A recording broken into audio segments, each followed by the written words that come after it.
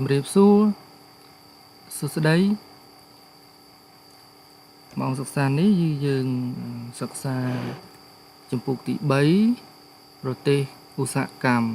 ណាថ្មីនៅអាស៊ីប៉ាស៊ីហ្វិកដោយយើងចូលទៅមេរៀនទី2និយាយអំពីកោះតៃវ៉ាន់អញ្ចឹងក្នុងមេរៀនកោះតៃវ៉ាន់នេះយើងមានពាក្យកន្លឹះពាក្យពិបាកណាចំនួន4ដែលត្រូវយកមកស្វែងយល់សង្កេតហើយនឹងកំណត់និយមន័យរបស់ពាក្យទាំងនោះអញ្ចឹងពាក្យទី1គឺ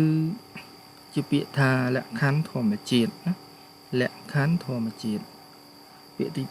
2គឺពាក្យថាអនុភាពសេដ្ឋកិច្ចអនុភាពសេដ្ឋកិច្ចពាក្យទី3ឧស្ម័នធម្មជាតិពាក្យទី4ខ្សែត្រូពិចណាខ្សែត្រូពិច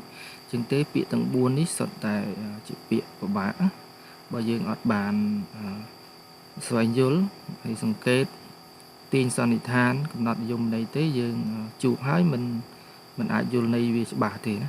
តែឥឡូវយើងចូលទៅពន្យល់ទាំងអស់គ្នាតែម្ដងពាក្យទី1គឺលក្ខខណ្ឌធម្មជាតិណាលក្ខខណ្ឌបងស្គាល់លក្ខខណ្ឌទេលក្ខខណ្ឌគឺគេចង់និយាយអំពីសភាពឬក៏បែបផែនឬក៏សញ្ញាឬក៏មធ្យោបាយណាណាមួយដែលបានកំណត់អញ្ចឹងពាក្យថាលក្ខខណ្ឌធម្មជាតិគឺគេសម្គាល់ទៅលើភាពអំណោយផល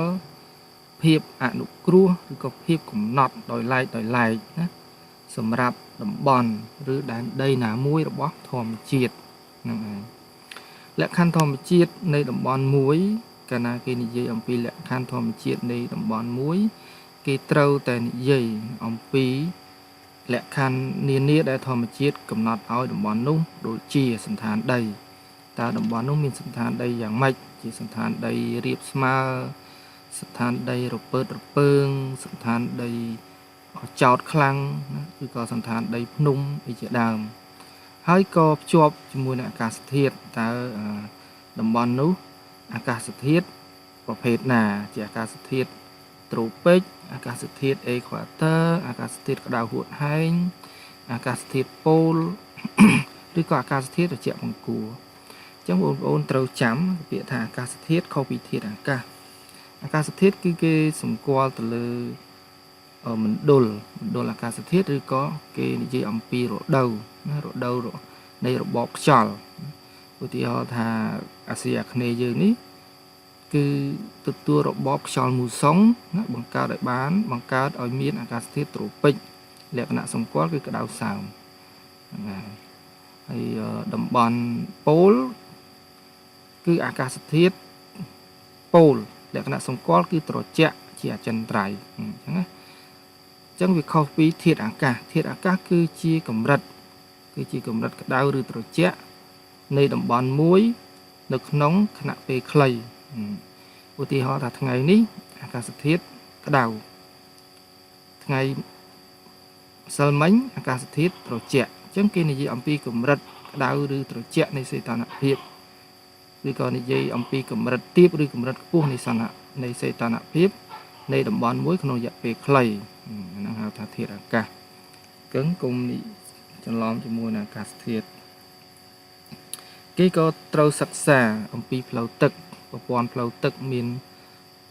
ទន្លេស្ទឹងបឹងបួរឬក៏សមុទ្រអីជាដើមហ្នឹងនៃសន្តានដីនៃតំបន់ហ្នឹងឯងក៏ត្រូវសិក្សាដែរណាហើយនឹងភោគស្ទ្រព្យធម្មជាតិអញ្ចឹងភោគស្ទ្រព្យធម្មជាតិនៃតំបន់មួយគេត្រូវសិក្សាទៅលើធនធានដែលមាននៅលើដីមានសត្វព្រៃ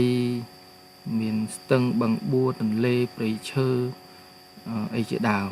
ភោគស្ទ្រព្យនៅក្រោមដីគេត្រូវសិក្សាអំពីកំណប់រ៉ែឬក៏ធនធានក្រោមដីផ្សេងទៀតដូចជាមានប្រេងកាតមាន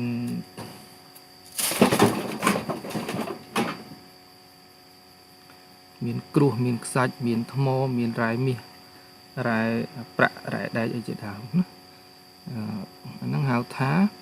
ភោគស្ទ្រព្យធម្មជាតិហើយភោគស្ទ្រព្យធម្មជាតិនេះ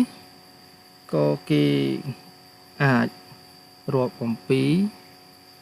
ខ្យល់អាកាសក៏បានដែរទិដ្ឋភាពឬក៏ខ្យល់អាកាសដែលអនុគ្រោះខ្លាំងហ្នឹងក៏ហៅក៏ជាផ្នែកមួយនៃលក្ខខណ្ឌធម្មជាតិដែរអញ្ចឹង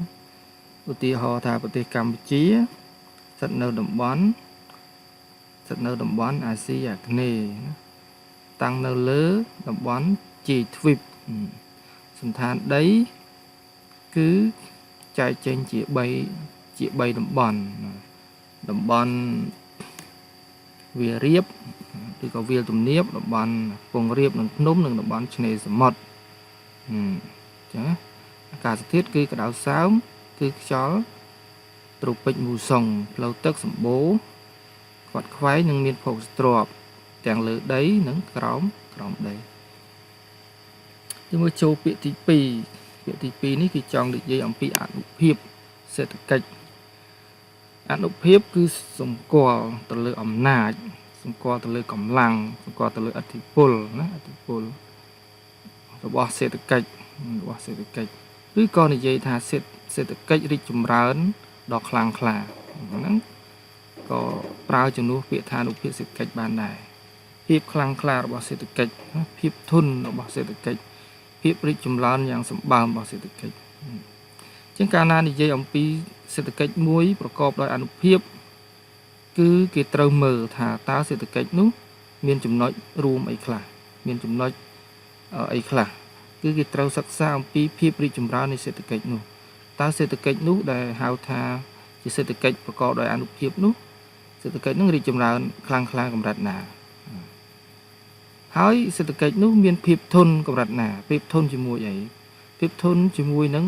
បំរែបំរួលនៃសេដ្ឋកិច្ចតំបន់និងពិភពលោក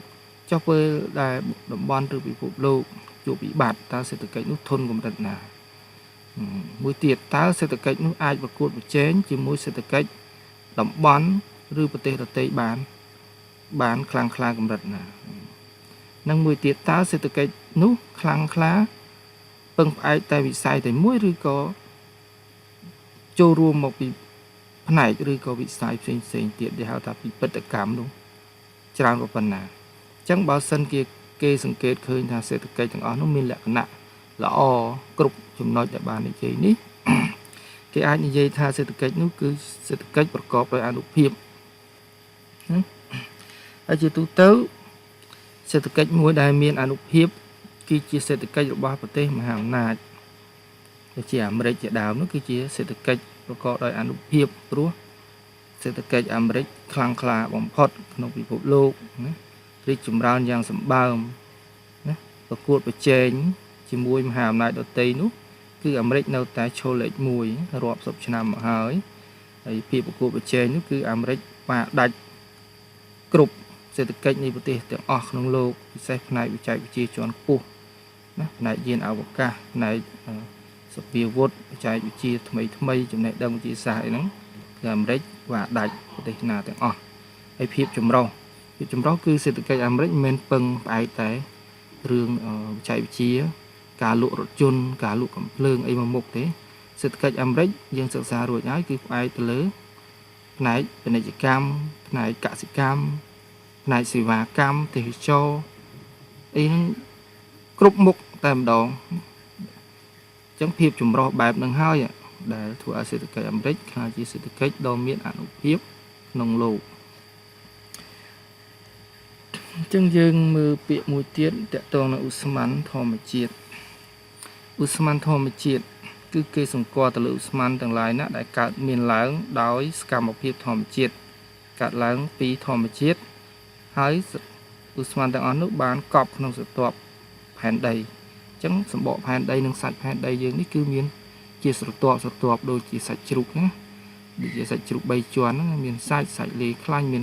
ស្បែកអញ្ចឹងគឺវាប្រៀបដូចចឹងដែរអញ្ចឹងនៅក្នុងស្រទាប់ប្រហោងនៃស្រទាប់នីមួយៗហ្នឹងតែមានឧស្ម័ននិងរ៉ែអញ្ចឹងឧស្ម័នទាំងឡាយណាដែលបានលាយឡំនៅក្នុងប្រហោងនៃស្រទាប់សាច់ឬក៏សម្បកផែនដីហ្នឹងដោយនៅលាយផ្សំជាមួយទឹកនិងរ៉ែផ្សេងនិងឧស្ម័នផ្សេងទៀតឧស្ម័នទាំងអស់នោះត្រូវបានគេបូមហើយគេយកចម្រាញ់បន្សុទ្ធដើម្បីធ្វើជាឥន្ធនៈយើងហៅថាហ្គាសហ្នឹង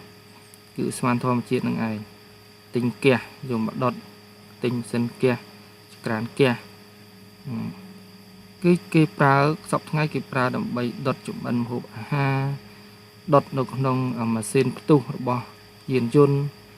ឃើញឡានសពថ្ងៃនេះគេដូរដាក់ឡានហ្គាសច្រើនណាស់ហើយក្នុងរោងចក្រក៏គេប្រើដែរនៅក្នុងសកម្មភាពនានាផ្សេងទៀតណាតែគេប្រើវាជំនួសឲ្យអុសខ្ជុងឬក៏ប្រេងសាំងជាដើមដោយសារឧស្ម័នគេលក់ក្នុងតម្លៃថោកជាងឧស្ម័នធម្មជាតិណាលក់ក្នុងតម្លៃថោកជាងសាំងនិងប្រេងម៉ាស៊ូតអញ្ចឹងគេក៏ប្រើហ្គាសច្រើនដែរតែគ្រោះថ្នាក់ក៏វាគ្រោះថ្នាក់ច្រើនដែរណាដោយសារសកម្មភាពផ្ទុះហ្គាសឯជាដើមអញ្ចឹងយើងមើលពាក្យចុងក្រោយគឺតកតនឹងខ្សែត្រូពិចបងប្អូនអត់មិនសូវជាធ្លាប់ឮប្រមាណទេខ្សែត្រូពិចធ្លាប់ឮតែអាកាសធាតុត្រូពិចអាកាសធាតុត្រូពិចនោះរៀនតាំងពីថ្នាក់តូចមកគឺប្រទេសកម្ពុជា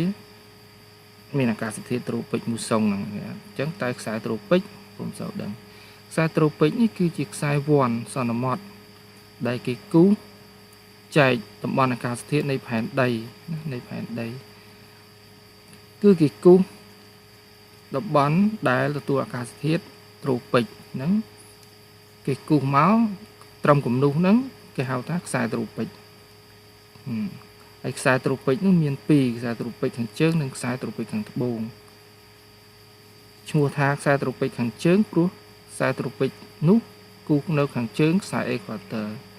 មានឈ្មោះថាខ្សែត្រូពិចខាងត្បូងព្រោះគូសនៅខាងត្បូងខ្សែអេក្វាទ័រអញ្ចឹងយើងមើលរូប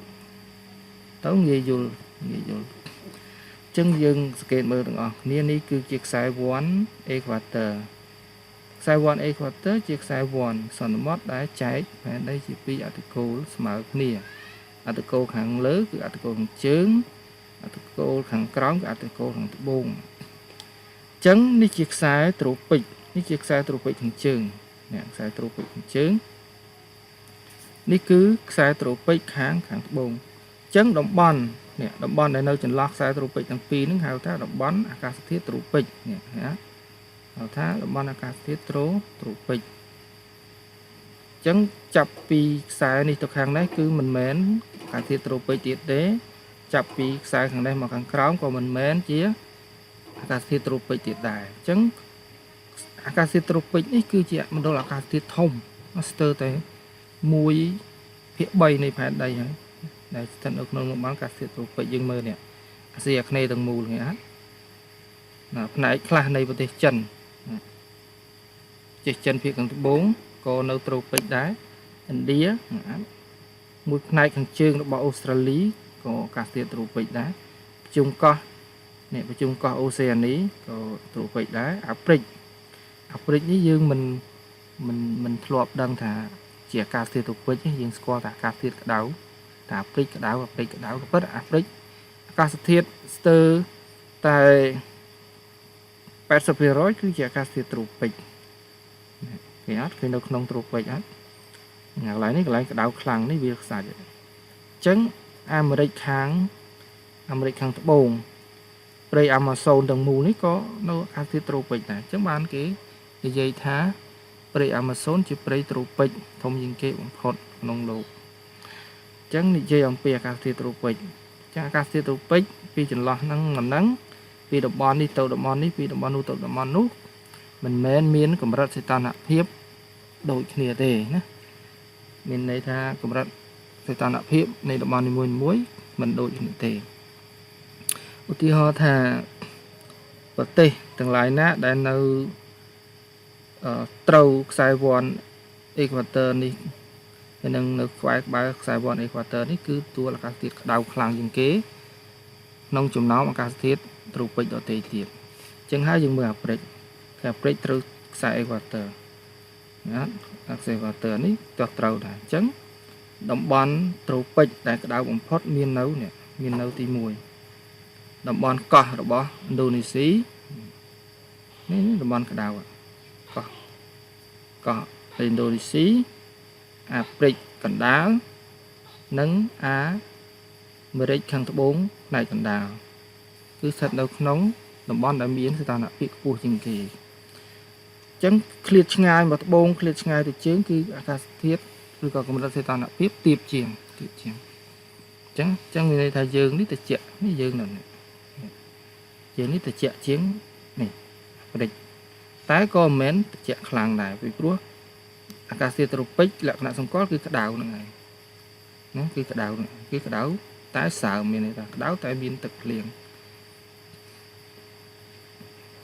ចឹងយើងមានរូបមួយទៀតនេះ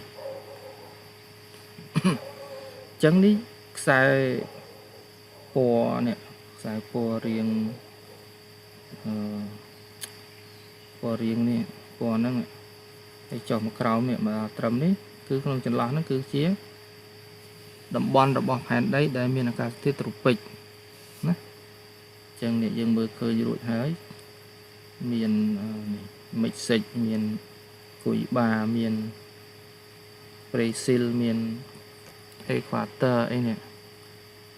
មានពេរូមានអីនេះនៅអាហ្វ្រិកមួយផ្នែកធំក៏ពិតទៅអាហ្វ្រិកទទួលអាកាសធាតុត្រូពិចធំជាងគេណាលើផែនដីនេះឧបទ្វីបស៊ីណាយនេះឥណ្ឌានេះម៉ាដាស្កាកោះស្រីលង្កាអាស៊ីអាគ្នេយ៍ទាំងមូលរួមមួយផ្នែកនៃអូស្ត្រាលីផ្នែកខាងជើងក៏ទទួលអាកាសធាតុត្រូពិចដែរជាងយើងបញ្យល់ចប់ទាំង4ហើយចង់យល់ច្បាស់ហើយនឹងជាសភៅក៏បានដែរនេះសភៅនេះមានបញ្យល់ពាក្យក្នុងមេរៀនភូមិវិទ្យាថ្នាក់ទី10នោះទាំងអស់ចឹងបងប្អូនអាចទិញសភៅវាងាយស្រួលចង់បើករកពាក្យមួយណាក្នុងមេរៀនណាបើកតែចំពុកនឹងមេរៀនហ្នឹងទៅពាក្យទាំងអស់នោះបញ្យល់ឲ្យស្រេចព្រមទាំងមានរូបភាពមានអីចឹងមកណាហើយបងអាចតំណងមកតាមទូរស័ព្ទ Telegram នេះក៏បានឬក៏ឆាតក្រោមវីដេអូហ្នឹងក៏បានដែរណាគ្រូក៏មានសភៅផ្សេងទៀតដែរណាអញ្ចឹងចាំម៉ោងក្រោយទៀតគ្រូនឹងបង្ហាញសភៅដែលគ្រូបានសរសេរតើមានអីខ្លះអញ្ចឹងយើងចប់1ម៉ោងហើយនៃមេរៀនទី2ដែលមានចំណងជើងថាកោះតៃវ៉ាន់អញ្ចឹងកោះតៃវ៉ាន់នេះនៅប្រហែលជា1ឬ2វីដេអូទៀតចប់ព្រោះយើងស្រោតតិចណាឲ្យយូរទេអញ្ចឹងយើងសម្រាប់ចោះជួបគ្នាវីដេអូក្រោយ